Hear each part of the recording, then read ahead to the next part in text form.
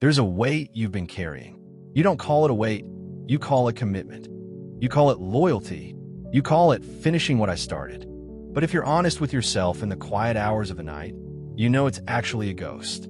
It's the ghost of a version of you that made a choice years ago, a choice that no longer fits the person you are today. Most of us are not living in the present. We are living in the wreckage of our past decisions. We are stayers. We are fixers. We are the architects of our own stagnation because we have fallen in love with our investments rather than our outcomes.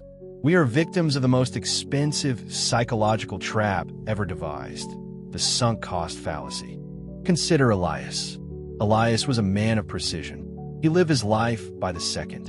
And for 10 years, that life revolved around a 1950 Ford mechanical watch. It was a masterpiece of brass and silver, passed down through a lineage of men who valued time. The problem was, the watch was broken. It didn't just run slow, it stuttered. It would tick for an hour and then freeze, mocking the very concept of progress. Elias didn't throw it away. He couldn't.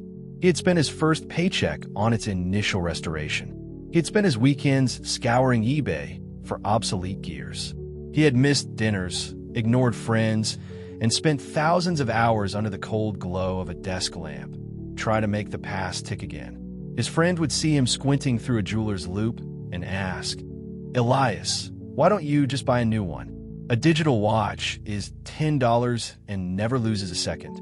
Elias would look up, his eyes bloodshot, and say the most dangerous words in the human language. "I've already put too much into this to stop now." He wasn't fixing a watch anymore. He was defending his ego. To admit the watch was unfixable was to admit that 10 years of his life were wasted. And Elias, like most of us, would rather waste another 10 years than admit he lost the first 10. He was pouring his future into a grave he dug in the past. We all have an Elias inside of us. We have the broken watch relationship, the one that turned toxic during the second year, but you're now in year 7. You stay because we have history. You stay because you don't want to explain to your family why it failed. You stay because you've already invested your youth, your tears, and your secrets.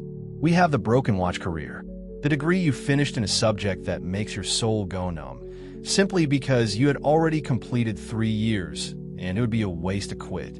But let's look at the math of misery. In 2026, the most valuable currency isn't Bitcoin or gold. It's your unallocated attention. The sunk cost fallacy is a bug in our evolutionary hardware. Our ancestors needed to finish the hunt once they started, or they'd starve. But in a modern world, this instinct keeps us tethered to sinking ships. The time you spend is gone. It is a sunk cost.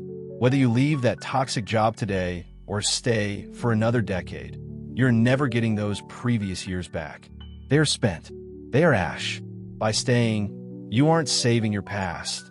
You are just doubling down on a losing hand. You are throwing good air after bad, hoping that the fire will somehow turn back into wood if you just keep blowing on it. The Stoics had a remedy for this. It wasn't about being heartless. It was about being relentlessly logical. Epictetus once said, "It is not what happens to you, but how you react to it that matters."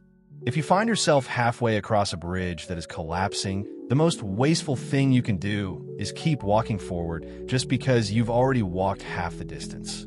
The courageous act, the rebellious act, is to turn around. To break the spell of Elias, you must learn the clean slate question.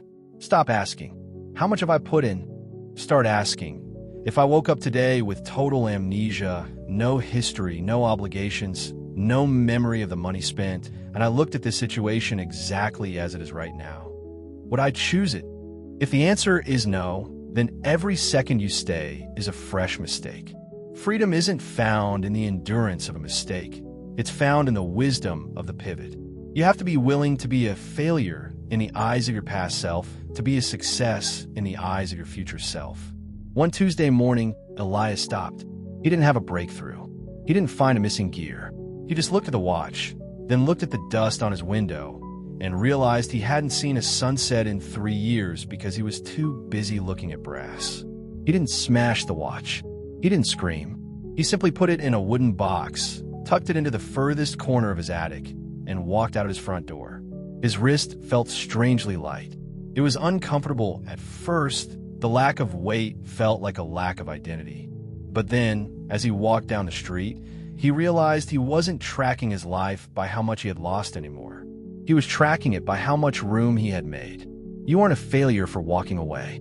You are a pioneer. You are reclaiming the only thing that truly belongs to you, the time you have left. Stop trying to get a refund from the past. It's a bank that's been closed for centuries. The door is open. The sun is up. Walk away. The only real waste is the time you spend wondering if you should. Stay rebellious. Build something new.